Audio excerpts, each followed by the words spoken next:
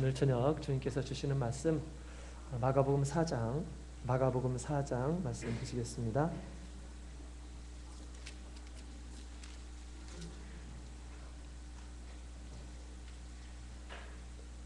마가복음 4장 35절부터 41절까지 있는 말씀, 35절부터 봉독하겠습니다. 그날 저물 때 제자들에게 이르시되 우리가 저편으로 건너가자 하시니 저희가 무리를 떠나 예수를 배에 계신 그대로 모시고 가매 다른 배들도 함께 하더니 큰 광풍이 일어나며 물결이 부딪혀 배에 들어와 배에 가득하게 되었더라. 예수께서는 고물에서 베개를 베시고 주무시더니 제자들이 깨우며 가로되 선생님이여 우리의 죽게 된 것을 돌아보지 아니하시나이까 하니 예수께서 깨어 바람을 꾸짖으시며 바다더러 이르시되 잠잠하라 고요하라 하시니 바람이 그치고 아주 잔잔하여지더라. 이에 제자들에게 이르시되 어찌하여 이렇게 무서워하느냐 너희가 어찌 믿음이 없느냐 하시니 저희가 심히 두려워하여 서로 말하되 저가 느기에 바람과 바다라도 순종하는고 하였더라. 아멘. 네. 오늘 이 말씀을 근거로 해서 큰 광풍이 불 때라는 제목으로 하나님의 말씀 같이 나누는 시간 갖도록 하겠습니다. 이 시간에는 바람에 관한 이야기입니다. 바람에도 여러 가지 종류가 있어요. 좋은 바람도 있습니다. 산들바람, 시원한 바람. 그런데 나쁜 바람도 있습니다. 춤바람도 있고요. 아주 광풍 같은 이런 바람도 있습니다. 제가 옛날에 신혼여행을 제주도로 이렇게 갔어요. 제주도로 갔는데 그때 굉장히 참 큰 기대를 하고 간 것이 뭐냐면 저희 집사람하고 행복한 그 신혼여행도 좋지만 또 그 낚시를 할 수 있다라는 그 기쁨이 있었습니다. 그래서 그 성산 일출봉에서 우도로 가는 그 배를 타고 이렇게 가면서 중간에서 쉬어줘요. 그러면 거기서 이제 낚시를 할 수 있습니다. 저는 민물 낚시를 좋아해가지고 민물 낚시만 했어요. 근데 바다 낚시를 할 수 있다라고 해가지고 굉장히 기대를 하고 갔습니다. 그래서 이제 출발해가지고 이제 어느덧 이제 목적지에 와서 이제 그 갯지렁이 굉장히 무서운 갯지렁이를 끼고 던지려고 했어요. 그랬는데 갑자기 막 시커먼 구름이 막 몰려왔어요. 그러고 나서 막 장대비가 쏟아졌습니다. 뿐만 아니라 막 폭풍이 몰려와가지고 그 물결이 막 부딪혀서 들어왔어요. 그래서 선장님이 하시는 얘기가 오늘은 낚시가 안 되겠습니다. 거두어 철수해 주셔요. 그러면서 우도도 갈 수 없습니다. 그러면서 성산 일출봉으로 다시 왔는데 제 마음속에 너무나 안타까웠습니다. 근데 또 때로 한편으로는 야, 이 폭풍이 이렇게 무섭구나라는 것을 그때 처음 알게 되었습니다. 배를 타시는 분들은 잘 아실 거예요. 배가 이 폭풍우가 얼마나 무서운 것인지 잘 알 겁니다. 우리나라는 태풍이 이렇게 있기 때문에 그런 상황을 잘 파악할 수 있을 것 같아요. 이스라엘 나라에도 이런 태풍이 있었습니다. 광풍이라고 하는데요. 그것은 이스라엘에는 큰 호수와 같은 바다가 있습니다. 바다와 같은 호수라고 할까요? 굉장히 넓습니다. 그래서 폭과 길이가 저거마치 10km, 그 다음에 20km가 되는 갈릴리 호수, 그래서 바다라고도 합니다. 기네렛 바다라고도 하고 그렇죠. 굉장히 넓은 그러한 호수입니다. 근데 가끔씩 위에서 헬몬산에서 내려오는 찬기류가 있고요. 그 다음에 저 서쪽에서 이렇게 지중해에서 부는 그 따뜻한 바람 때문에 가끔씩 이렇게 갈릴리 호수에 큰 광풍이 일어납니다. 광풍은 한자말로 미친 바람입니다. 이런 미친 바람이 가끔씩 불어요. 오늘 이 사건을 보게 되면 이 광풍이 부는 그러한 사건이었습니다. 어떤 사람들은 우리의 인생을 광풍으로 이렇게 비유하죠. 그 바다 위에서 떠 있는 그런 배로 비유합니다. 그래서 정말 그런 것 같아요. 정말 너무나도 고요했던 상황들이 갑자기 순식간에 바뀌어가지고 아주 사나운 그런 파도가 일고 무엇이든지 막 삼키려고 하는 그런 파도가 이렇게 덮치는 이런 모습들을 보게 됩니다. 정말 어떤 때는 너무너무 바다 수평선을 쫙 보세요. 얼마나 평안하고 그렇습니까? 근데 태풍이 몰려올 때 어떻습니까? 막 넘실거리는 흰 파도 보면 두렵기까지 하죠. 그렇습니다. 우리 인생이 참 그런 것 같아요. 뭐 결혼하고 참 좋은 사람과 결혼하고 또 좋은 일이 생기고 그러면 정말로 행복할 것 같아요. 늘 행복할 것 같아요. 그런데 그 행복이 늘 가나요? 그렇지 않죠. 그렇지 않습니다. 어떤 때는 말 한마디 때문에 자신의 속이 완전히 뒤집어지는 이러한 것들을 우리가 체험하게 됩니다. 체험하게 돼요. 또 이 세상은 너무나도 무서운 세상이에요. 특히 최근에 사회에서 일어나는 여러 가지 문제를 보면 딸 둔 부모는 굉장히 걱정이 많이 되겠다라는 생각이 듭니다. 다행히 저는 딸이 없습니다. 아들만 셋이 있습니다. 네. 세상은 참 무서운 세상이에요. 그래서 이런 말도 있습니다. 나 무서워를 한 단어로 뭐라고 하시는지 아십니까? 무섭나? 라고 그렇게 한답니다. 네가 정말 무서워. 너 무서워를 한 단어로 얘기하면 무서워유 라고 한답니다. 무서운 남자도 있어요. 무섭군이라고 한답니다. 무서운 여자를 뭐라고 할까요? 무서운 걸 이렇게 한답니다. 그 다음에 날마다 무섭다. 하루하루 날마다 무섭다. 무섭데이 라고 이렇게 한답니다. 여러분, 이 참 세상은 무섭습니다. 자, 그런데요, 우리 믿음의 걸어가는 그 길에도 이러한 광풍이 있어요. 믿음의 길에 아주 순풍만 있는 것이 아니에요. 자, 여기 있는 말씀을 보면 우리 35절에 보면 예수님께서 이렇게 말씀하셨습니다. 제자들에게 우리가 저편으로 건너가자 라고 예수님께서 말씀하셨어요. 예수님께서 가자고 하는 그 길에 이런 광풍이 있다라는 것입니다. 믿음의 길에는 늘 평안만 있겠지 천만의 말씀 그렇지 않습니다. 우리의 믿음의 길에도 반드시 이와 같은 광풍, 우리의 믿음을 완전히 쓰러뜨리려고 하는 그러한 광풍이 있습니다.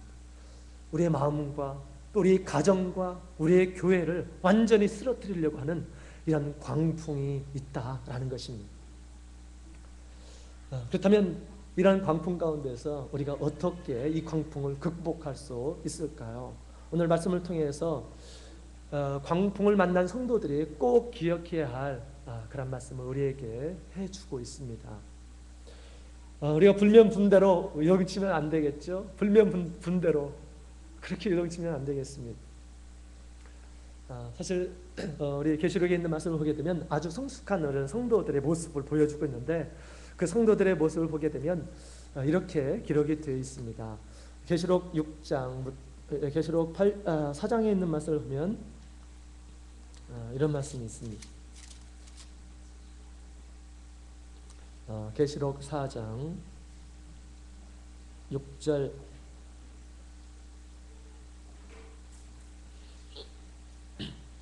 계시록 4장 6절 읽겠습니다. 보좌 앞에 수정과 같은 유리바다가 있고 보좌 가운데 보좌 주위에 네 생물이 있는데 앞뒤에 눈이 가득하더라. 아멘. 15장 2절부터 3절까지 있는 말씀을 함께 보겠습니다.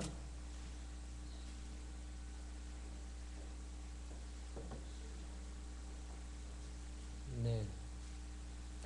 자, 앞에 있는 것을 보고 함께 읽어볼까요? 2절부터 3절 같이 읽겠습니다.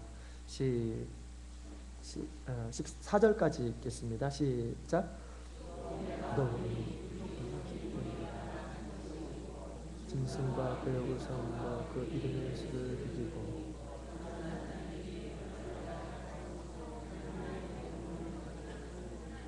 하나님의 종 모세의 노래 어린 양의 노래를 불러 가로되 주 하나님 곧 전능하신 이여 하시는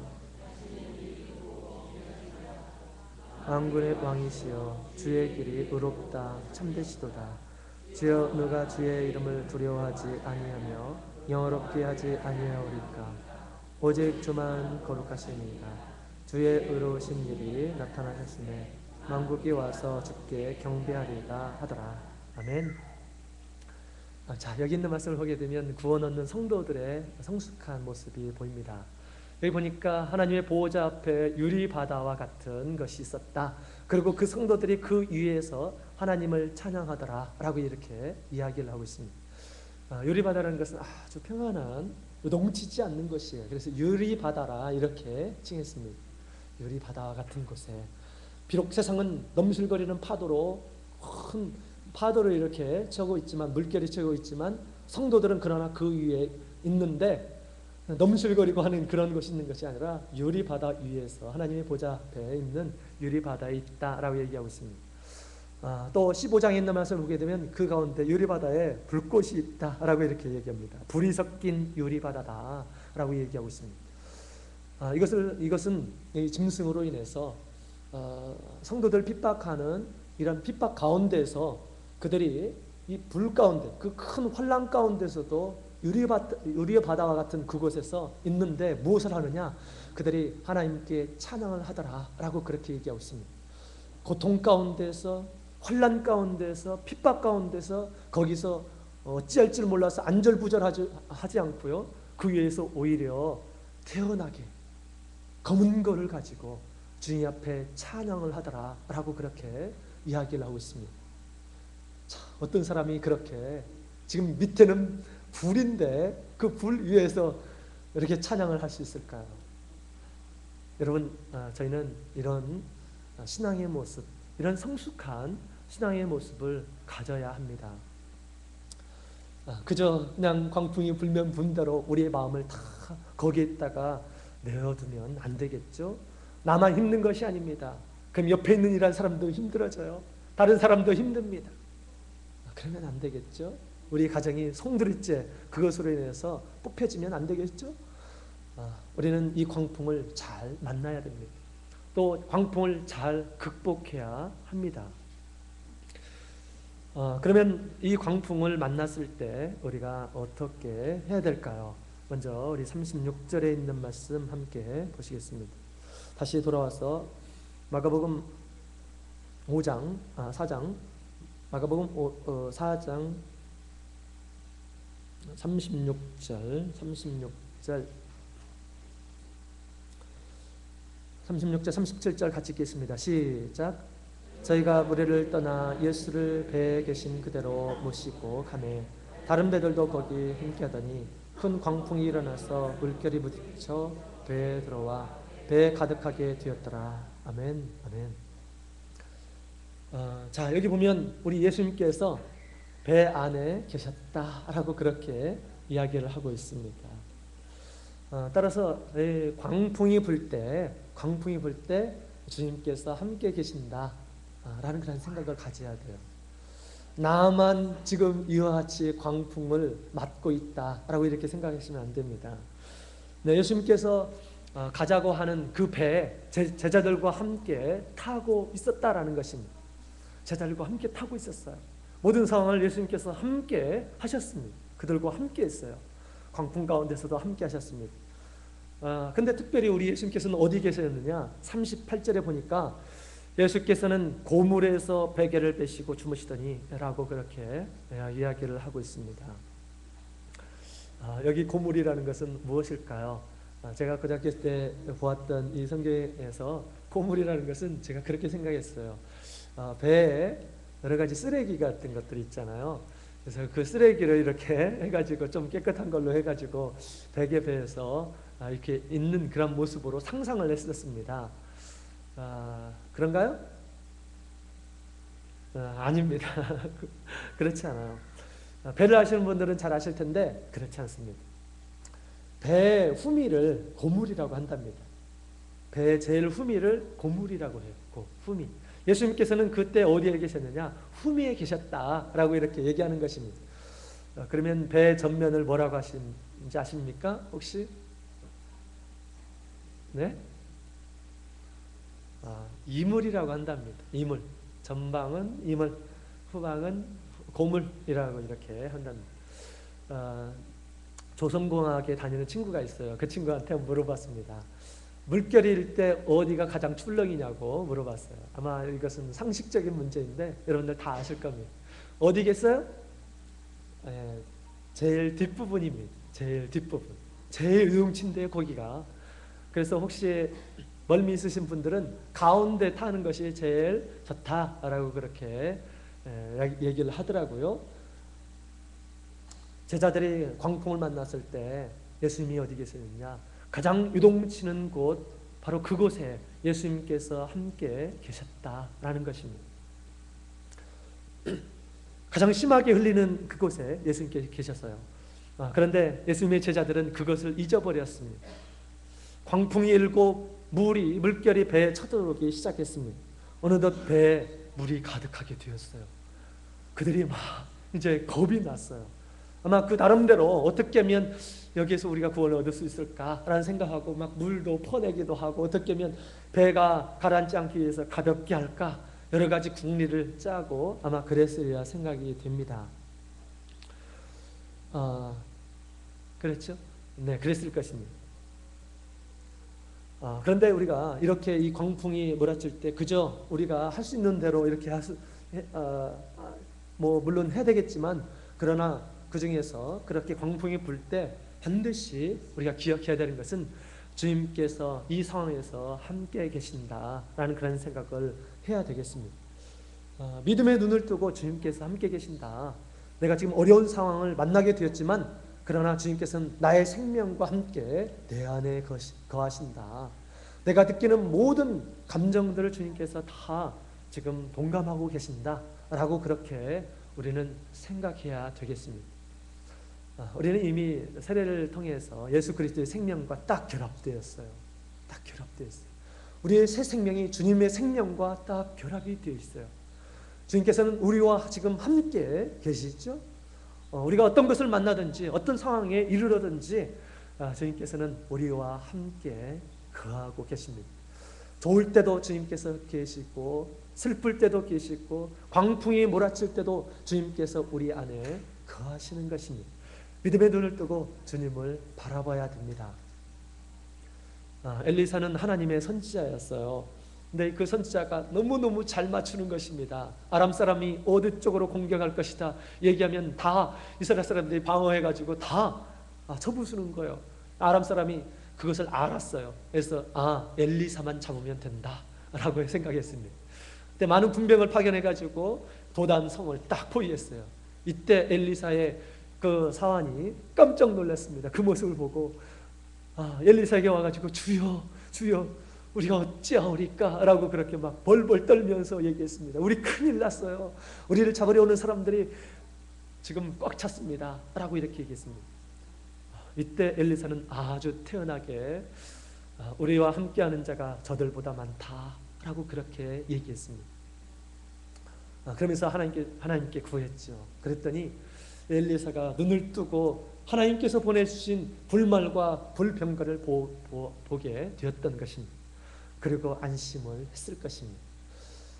믿음의 눈을 뜨고 주님께서 함께 계심을 우리가 보게 되었을 때 이런 상황을 극복할 수 있습니다.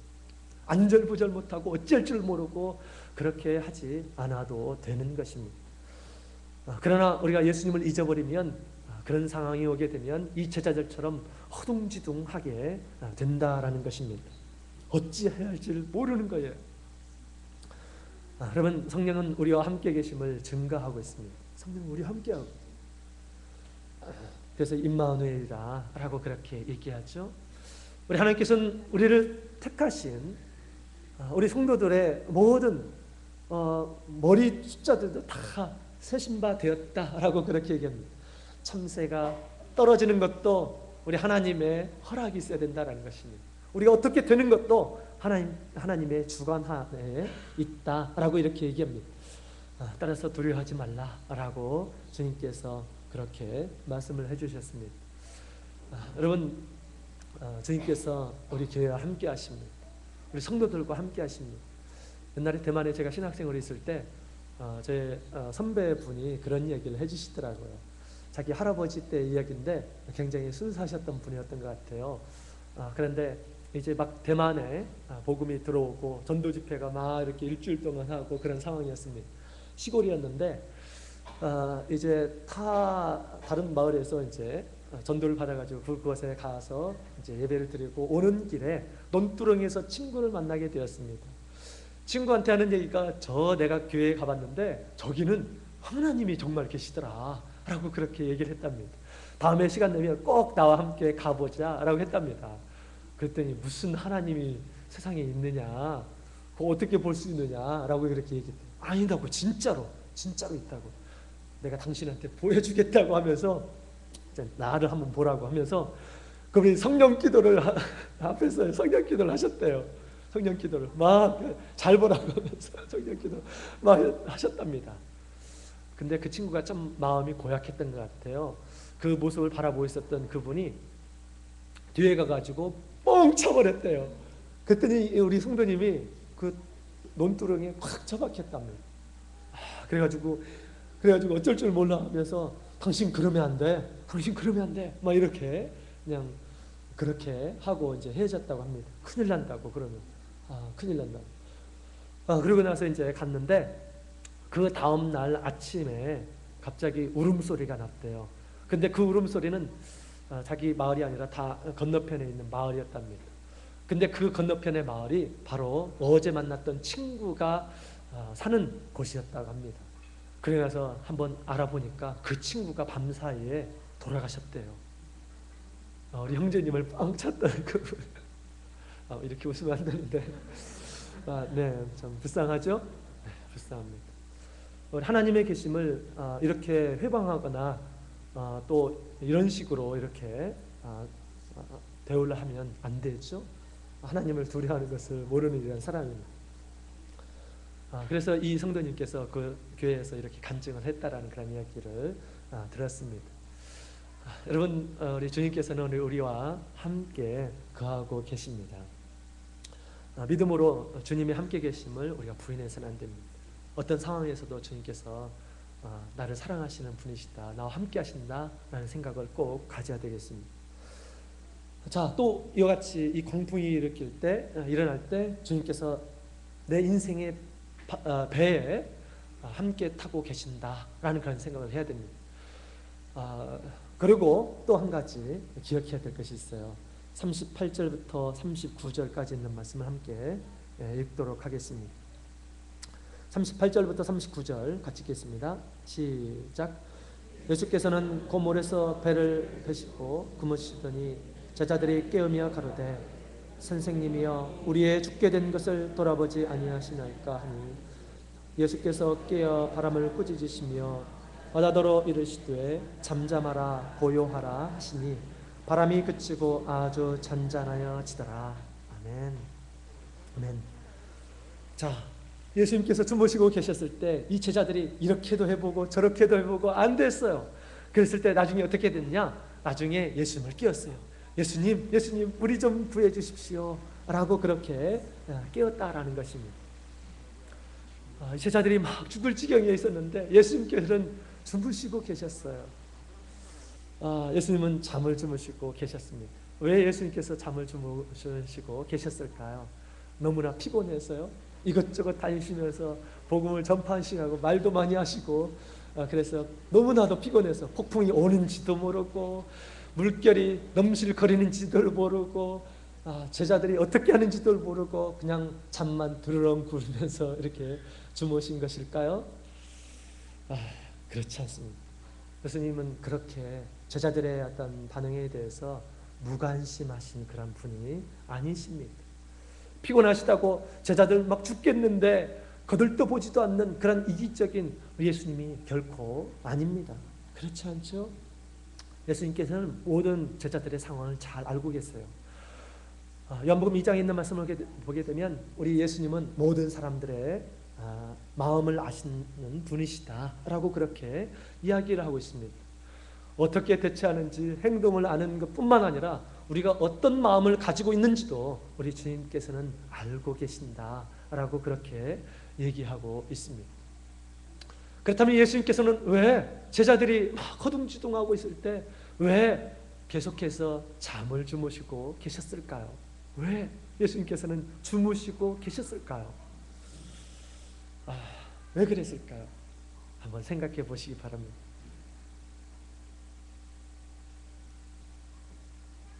왜 예수님께서는 잠만 주무시고 계셨을까요? 네? 저는 그렇게 생각합니다. 우리 제자들이 믿음을 가지고 예수님을 깨울 때까지, 예수님께서 잠자고 계신 것이 아니라 예수님께서는 기다리고 계셨다라고 그렇게 생각합니다. 우리 믿음 생활에도 마찬가지예요. 예수님께서 어디 계시는가요? 하늘 끝에 계시나요? 세상 밖에 계시나요? 그렇지 않습니다. 예수님께서는 우리 안에 거하십니다. 그럼에도 불구하고 우리가 믿음을 갖지 않고 주님께 호소하지 않으면 주님께서는 아무 일도 하지 않으십니다. 아무 일도 하지 않으세요. 있는 것인지 없는 것인지. 근데 마지막에 보니까 이 제자들이 그래도 믿음이 있어서 예수님을 깨웠어요. 우리 이렇게 해가지고 우리 힘으로는 결코 살아날 수 없다. 막 배가 빠져 들어갈 것 같아요. 우리 힘으로 도저히 어떻게 할 수 없다라고 생각됐을 때 우리 예수님께 왔어요. 예수님께 와가지고 믿음으로 잘 깨었나요? 그렇게 들리는 것 같지 않습니다. 선생님이 우리의 죽게 된 것을 돌아보지 아니하십니까? 라고 그렇게 예수님을 깨웠습니다. 이것은 무엇입니까? 믿음을 가지고 깨운 것이 아니에요. 두려움의 끝에서 나오는 원망의 소리였습니다. 한탄의 소리입니다. 한탄의 소리. 우리가 이렇게 된 것을 왜 모르고 잠만 주무시나요? 이런 목소리로 들려집니다. 왜 그렇게 잠만 주무시고 계십니까? 우리의 처지가 어떤지 아십니까? 우리가 이런 마지막 하송에서 나오는 소리로 예수님을 깨웠어요. 예수님을 깨웠습니다. 만약에 이 예수님의 제자들이 광풍이 막 몰아치기 시작할 때 예수님을 깨웠다고 한다면 예수님께서 어떻게 반응하셨을까요? 예수님이 어떻게 반응하셨을까요? 폭풍이 막 아직 미치기 전에 예수님을 먼저 깨웠다면 예수님께서 어떻게 생각했을까요? 예수님께서 일부러 고의로 아직 내 때가 아니니까 왜 아직 내 때가 아니야 라고 이렇게 말씀하셨을까요? 그렇게 하셨을까요? 그렇지 않았을 것입니다. 오히려 예수님께서는 기뻐하셨을 거예요. 기뻐하셨을 거예요. 먼저 나를 생각하는구나. 너희가 먼저 나를 생각하는 거야. 깨웠는데 안 일어나시고 아직 좀 더 있어야 돼. 이런 거. 결코 그렇지 않은 분이십니다. 따라서 우리가 큰 광풍이 몰아칠 때 우리 가운데 계신 예수님을 믿음으로 깨워야 합니다. 믿음으로 깨워야 돼요. 주님께서 역사하실 수 있도록 우리는 간구해야 됩니다. 예수님은 결코 잠자고 계시는 분이 아니십니다. 우리 하나님은 결코 우리를 외면하시는 그런 분이 아니십니다. 시편 121편 4절에 있는 말씀을 보게 되면 이스라엘을 지키는 자는 결코 졸지도 아니하시고 주무시지도 않으시는 분이시다 라고 그렇게 이야기를 하고 있습니다. 우리가 믿음을 가지고 예수님을 깨워야 돼요. 그런 믿음을 우리는 가지고 있어야 됩니다. 그럴 때 예수님께서 일어나셔서 칭찬하시고 그 모든 상황을 쫙 종결시켜 주십니다. 제가 옛날에 2008년도 7월 12일 날 아침을 먹고 있는데 갑자기 광양교회에서 한 성도님의 전화 소리를 들었습니다. 굉장히 흐느끼면서 고통 소리와 함께 이렇게 말씀하셨습니다. 목사님, 저를 위해서 기도해 주세요. 저를 위해서 기도해 주세요. 제가 지금 죽겠어요. 이렇게 얘기하시더라고요. 왜요? 했더니 이제 내막을 얘기해 주시더라고요. 지금 3일 동안 잠을 못 주무셨다는 것입니다. 3일 동안. 사람이 3일 동안 잠을 못 자면 어떻게 될까요? 잠을 안 자고 싶어가지고 안 잔 것이 아니었어요. 3일 동안 잠을 못 주무셨어요. 왜?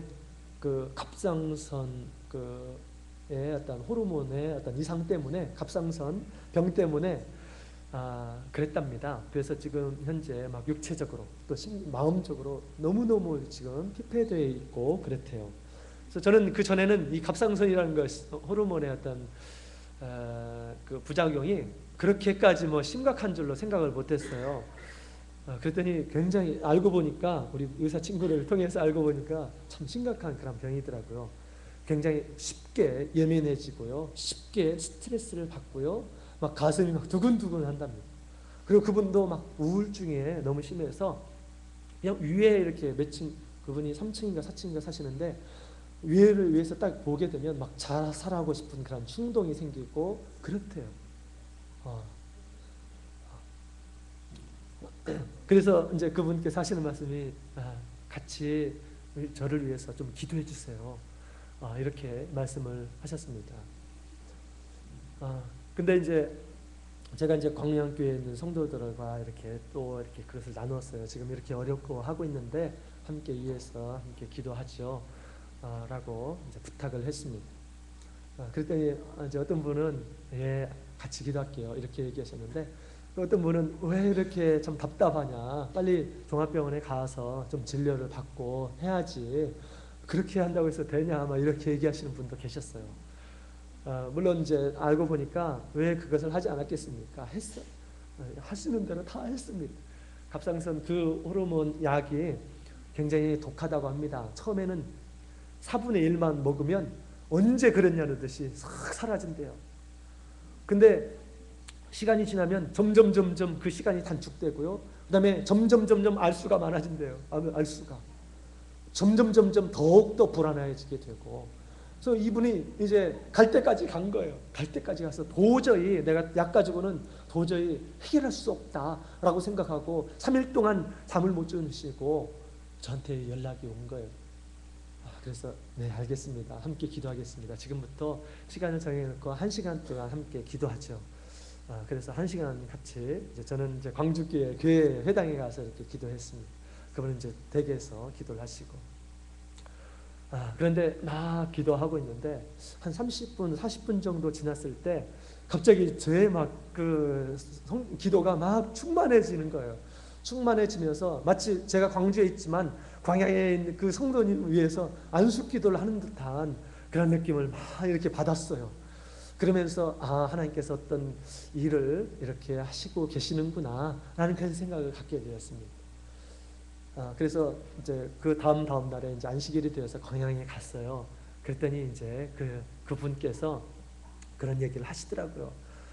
그때 이제 저도 함께 기도했습니다. 기도하다가 또 말씀을 보다가 또 다시 기도하고 그랬대요.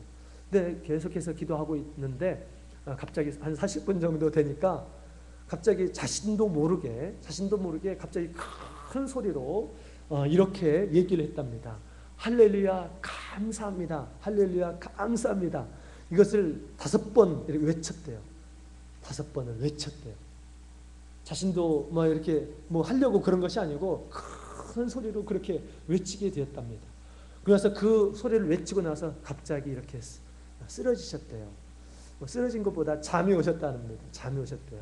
그러고 나서 이제 그때 잠을 주무셨는데 그동안 이 세상에서 잤던 그 모든 잠보다 더 그 단 잠을 이분께서 주무셨다라는 것입니다.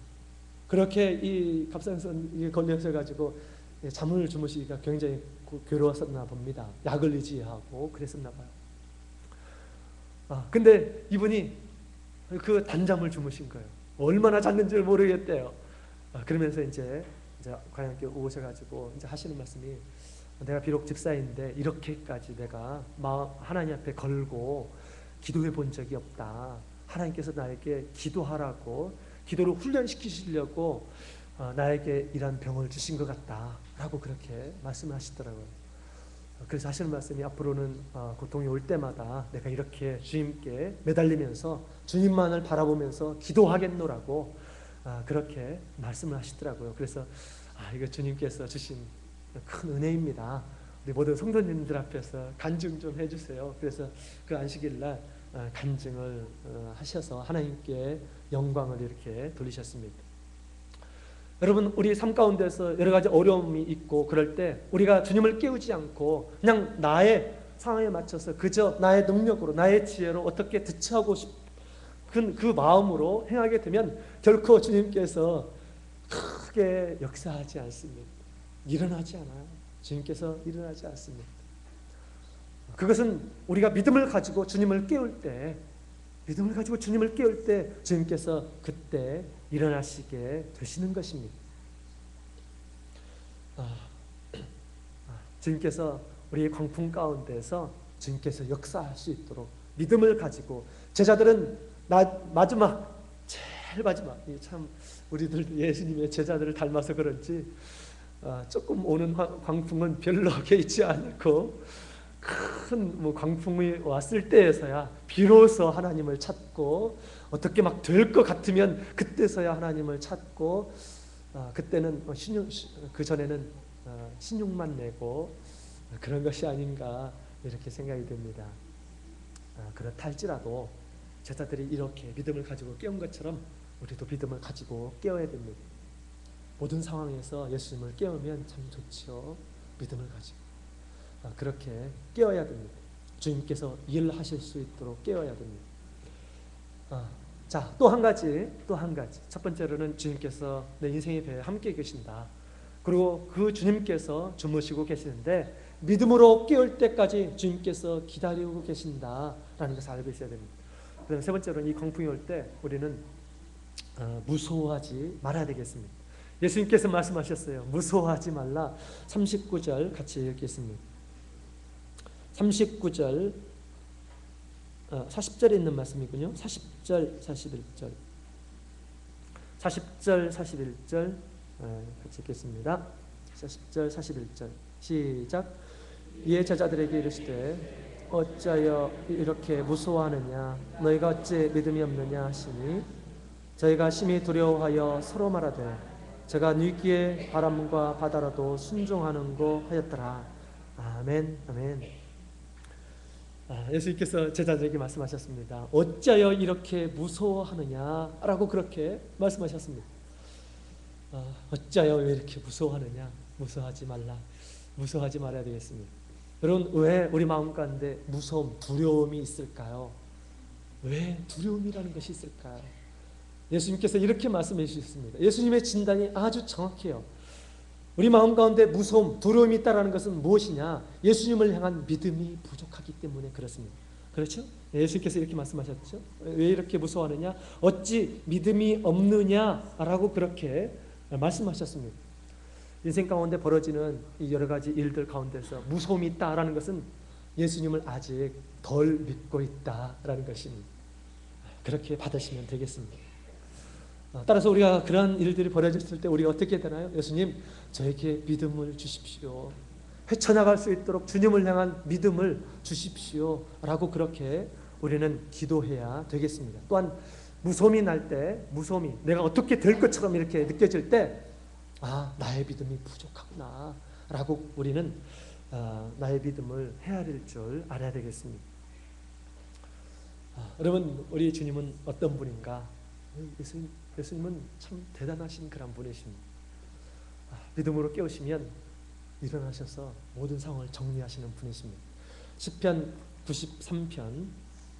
93편에 있는 말씀 함께 보시겠습니다.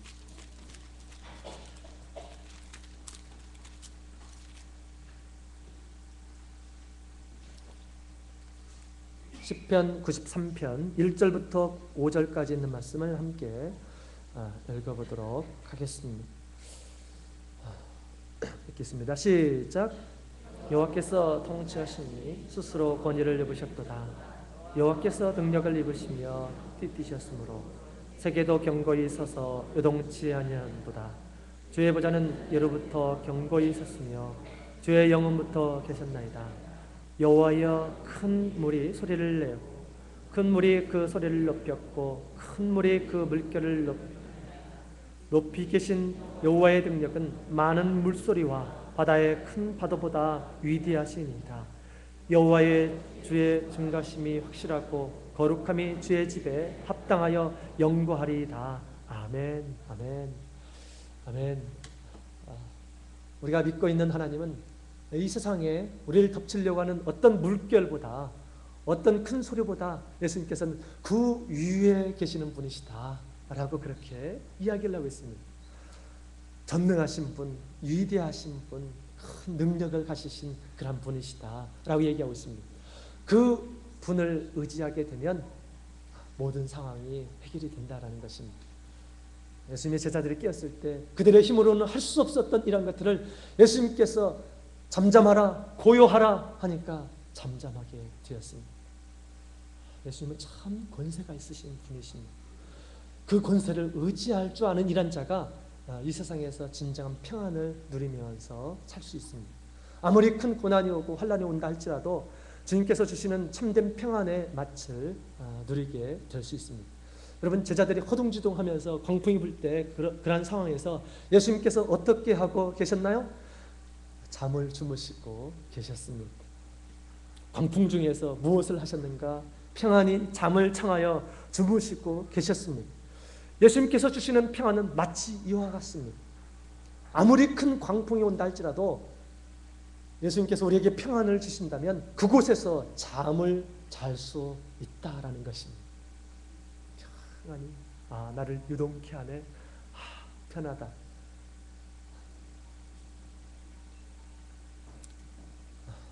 주님이 주는 평안은 어떤 광풍도 우리를 요동시킬 수 없는 것입니다.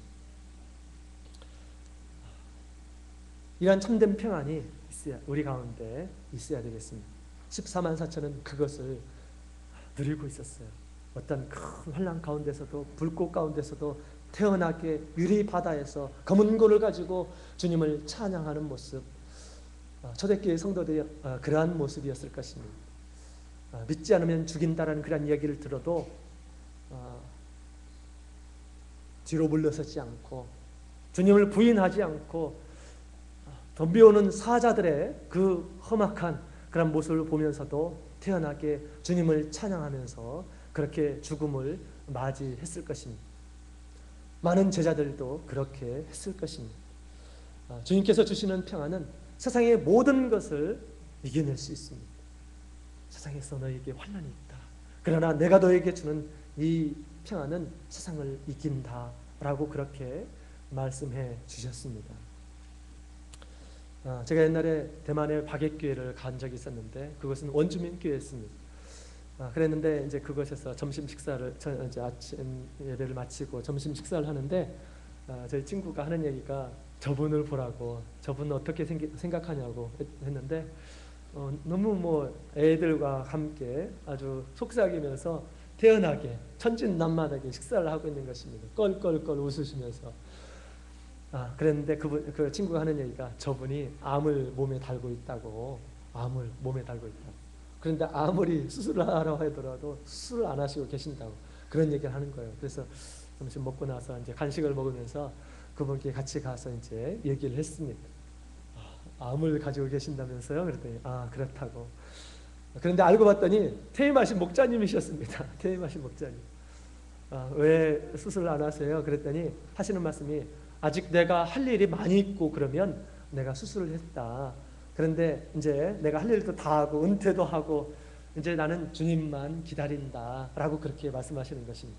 내가 수술을 하면 더 오래 살 것 같아가지고 수술을 안 하시고 계시고 그냥 내 몸, 주님께서 내게 주신 이 몸 칼 대지 않고 주님께서 오라고 하실 때 가겠다 라고 그렇게 말씀하신 것입니다.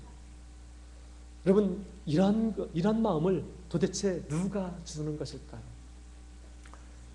여러분, 세상 사람들 암에 걸렸다고 한번 생각해 보세요. 어떤 수단과 방법을 가리지 않고 그 암을 해결하려고 하고 더 오래 살려고 하고 그렇지 않겠습니까? 그렇지 않겠어요? 이 목사님은 아주 태연했습니다. 아주 태연했어요. 애들하고 장난치면서. 왜 그렇습니까? 주님께서 주시는 평안이 마음을 탁 사로잡고 있었습니다. 아무리 큰 광풍이 몰아친다 할지라도 그 광풍은 주님께서 주시는 그 평안 가운데서 순풍이 되었던 것입니다. 광풍이 아니었어요. 순풍이었습니다.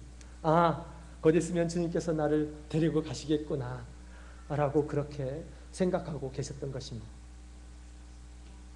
이런 마음은 도대체 누가 주는 것일까요? 제가 옛날에 청주교회를 이렇게 이제 실습을 한 적이 있었는데 그 이제 한동안 계속해서 교회를 못 나오시는 분이 계셨다고 그러더라고요. 그래서 이제 찾아갔습니다. 그래서 그분 알고 봤더니 눈이 이제 보이지 않았답니다. 눈이 하나도 안 보였대요. 그래서 정말로 딱 가서 보니까 하나도 안 보여요. 그냥 그래서 이제 더듬으면서 이렇게 이제 화장실도 찾고 이제 그러신 것입니다. 근데 감사하게도 남편이 이제 살아 계셨어요. 그 전에 믿음이 참 좋으셨다고 그러더라고요. 근데 막 시력이 안 좋을 때 가족 식구들이 빨리 좀 눈을 수술해서 고쳐라 라고 그렇게 말씀을 하셨다고 해요. 그런데 그분이 오히려 만류했다고 합니다. 나 살면 그렇게 오래 살지 못한다. 그냥 내가 차라리 이렇게 하나님 앞에 가는 것이 좋겠다. 그리고 내가 눈이 안 좋으니까 더 믿음이 생기는 것 같다.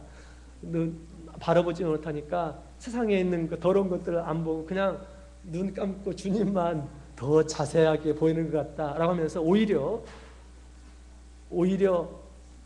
그 식구들을 이렇게 위로했다고 합니다.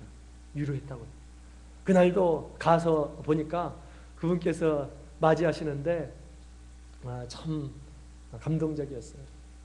나 같은 사람, 이런 사람을 신방하기 위해서 여기까지 오셨냐고 하면서 안절부절하지 못하시고 그랬어요. 더듬으면서 제 얼굴을 이렇게 만지시고 그러셨어요. 근데 그 얼굴은 너무너무 태어난 그런 얼굴이었습니다. 어찌할 줄 모르고 그런 얼굴이 아니었어요. 예수님을 바라보고 있는 듯한 그런 얼굴이었습니다. 여러분, 우리 주님을 의지하는 이러한 사람에게는 이러한 큰 주님께서 주시는 평안을 이렇게 주시고요. 세상에 어떤 것을 만나다 하더라도 우리가 그것을 이겨낼 수 있도록 주님께서 해주신다라는 것입니다. 마지막 간증 하나만 하고 마치도록 하겠습니다. 이것은 대만에 있었던 그런 간증인데요. 대만의 정빈교회 이동영 형제라는 그런 분이 계셨습니다. 그분이 예수님을 믿기 전에 16살 때 친구와 함께 이제 여름방학 때 되어서 거기는 사면이 다 바다입니다. 그래서 수영을 했대요. 수영을 하는데 다이빙을 하면서 놀았다고 합니다. 그런데 다이빙을 하는데 위에서 딱 이렇게 다이빙하면 이렇게 올라와야 되잖아요. 근데 그 친구가 딱 들어갔는데 올라오지를 않는 거예요. 그러더니 피가 쭉 올라왔대요. 피가. 알고 봤더니 그 암초에 머리를 탁 부딪힌 것입니다. 다이빙을 했는데, 혹시 다이빙을 좋아하시는 분이 계신가요? 암초를 조심하시기 바랍니다. 피가 났어요. 그러면서 이제 응급처리를 했는데, 그때 이제 대학병원에 가서 이제 확인을 해봤더니 중추신경이 손상이 됐습니다. 그래서 하반신이 완전히 감각을 잃고 마비가 되었다고 합니다. 그러면서 점점점 더 이제 상황이 악화되어서 상반신도 마비가 되었다고 합니다. 대만에 대만대학이 있어요. 대만 종합대학 대학병원이 있습니다. 제일 좋은 병원이죠.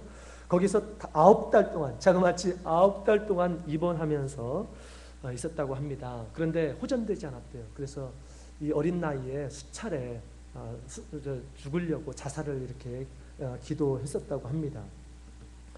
근데 그 수명이 그렇게 마음대로 생명을 끊을 수 없는 것 같습니다.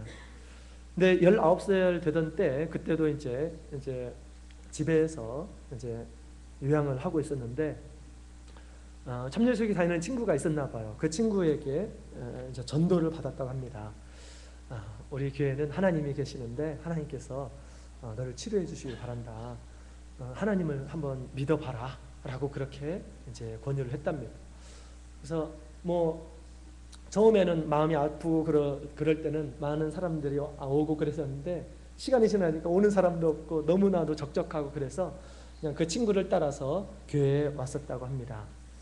교회에 오는데 휠체어를 타고 이렇게 오는데 성도님들이 너무너무 막 이렇게 사랑으로 대해주고 관심을 주고 해가지고 큰 감동을 했대요. 나 같은 이런 사람들에게 이렇게 관심을 주지 하고 이렇게 큰 감동을 가졌다고 합니다. 그러고 나서 이제 영혼의 기간이 되었어요. 영혼의 기간이 되었는데 그 분이 참 마음이 단순했던 것 같습니다. 하나님을 이렇게 구하는 것이다 해가지고 강구했는데 성령을 받으셨대요. 영혼의 기간에 성령을 받으셨답니다.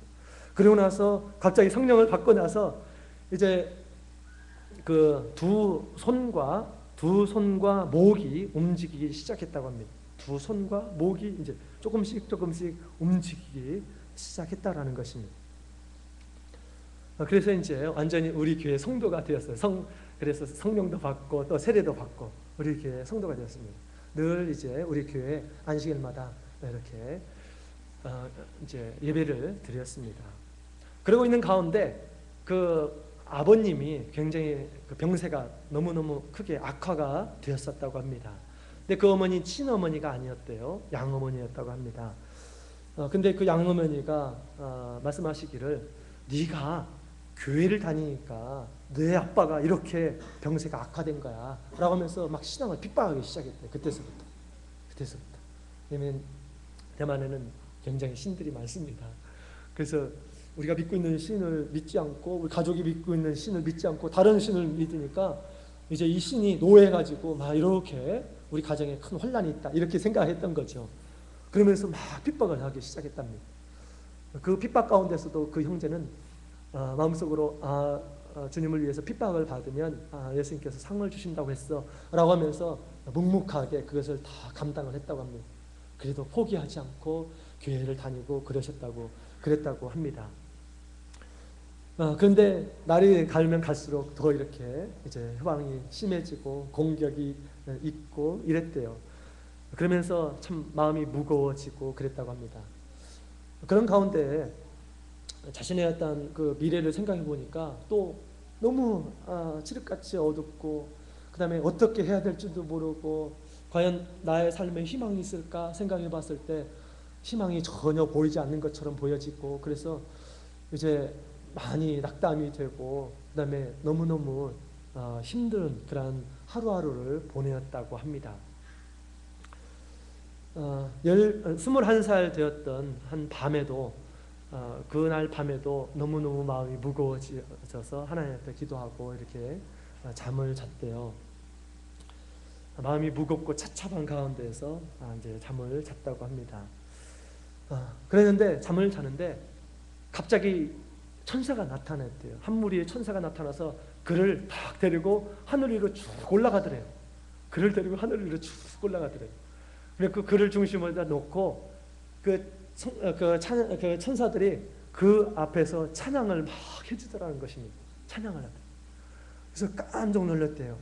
그래서 그 찬양을 하는데 너무너무 황홀하고 너무너무 막 마음이 막 너무너무 좋고 뭐 어떻게 표현할지는 잘 모르겠는데 너무너무 좋았다고 합니다. 너무너무 나를 막 정말로 위로해 주는 것 같고 막 마음이 느껴지고 그랬다는 것입니다. 그런데 또 이제 천사가 이렇게 찬양을 해주는데 저게 도대체 어떤 가사일까 어떤 내용일까 이렇게 궁금했대요.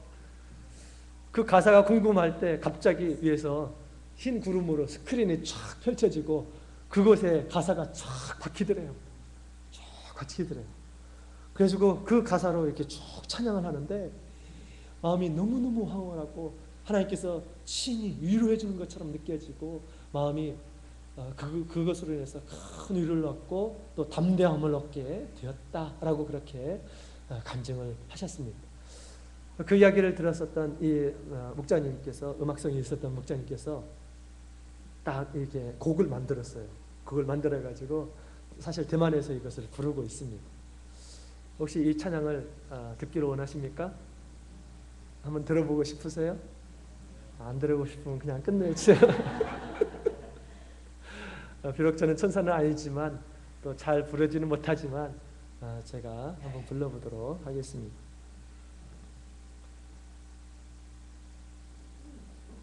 인생의 광풍을 만난 그 성도에게 주님께서 주신 찬양의 메시지입니다. 우리도 이런 광풍이 만났을 때 분명히 주님께서 이런 마음으로 우리를 기다리고 계실 것입니다. 들어보세요. 땅리지 모구단 디스호 예수 용엔 반전이 빠니체 자토 주면첸 다웨이 청단이 체 땅리라 구망르 디스호 예수 용엔 반전이 바칼 수수디 반나우 니주 용엔 과일러. 이런 찬양.